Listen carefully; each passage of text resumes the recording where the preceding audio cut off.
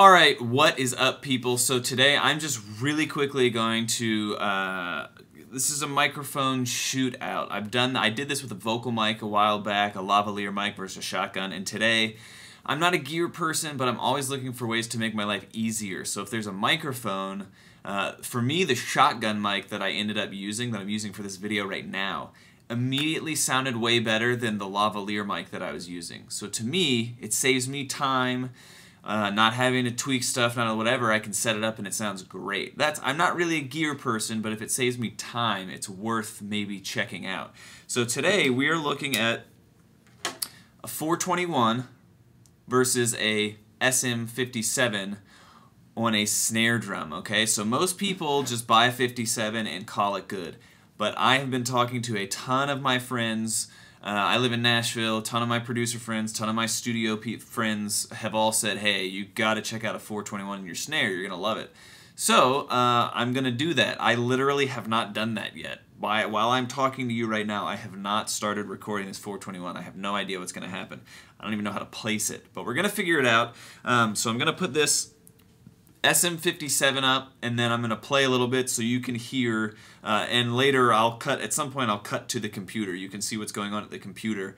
We'll isolate the snare drum, all that good stuff. But right now I'm just going to show you, I'm going to play a little bit so you can hear how this SM57 sounds.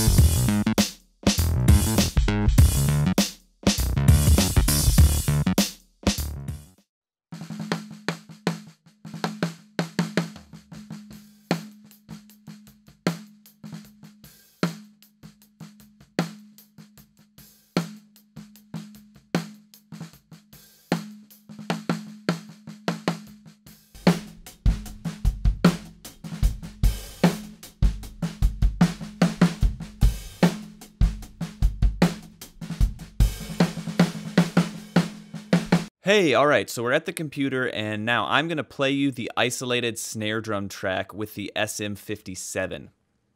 So again, things to listen for when I play this. How much hi-hat bleed is there?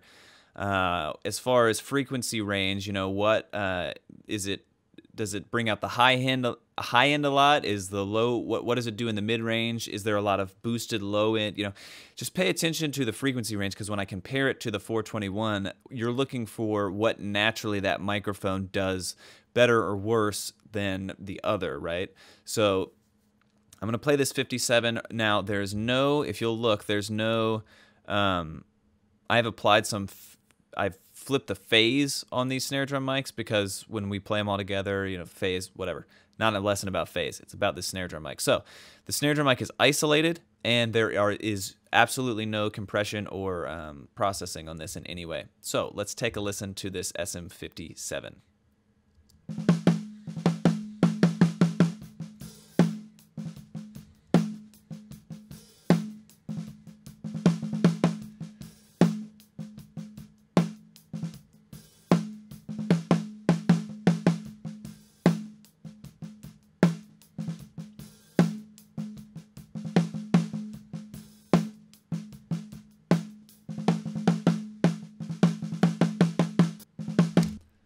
Okay, so that is the SM57. That's what we're working with. That is our bass line. So now let's go over to this 421 and see how it sounds different. Now again, what you're listening for are things like with however the 57 sounded. Now does this 421 have clearer high end, less clear high end? Like, does it sound dead in the high end area? The mid range, what does that do? And then at the low end, does it sound beefier? Does it sound thinner? Like, so let me just play this again. No processing, no EQ, no nothing. This is just the 421.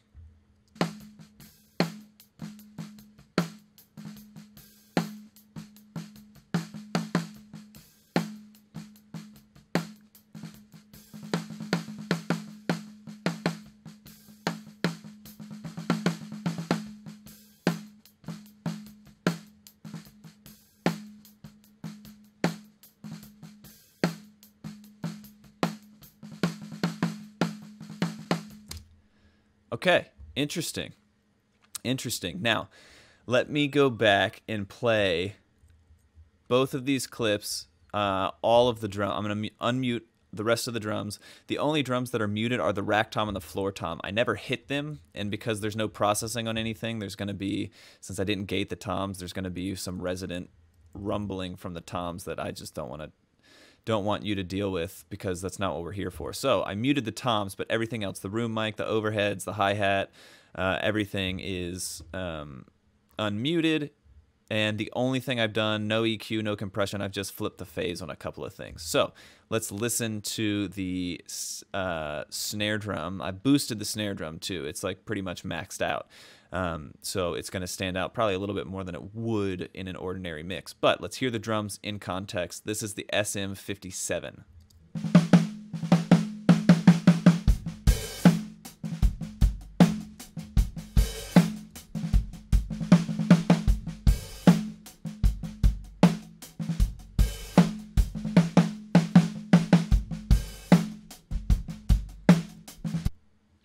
Okay, and now let's run over to the 421 and see how the 421 sounds in context.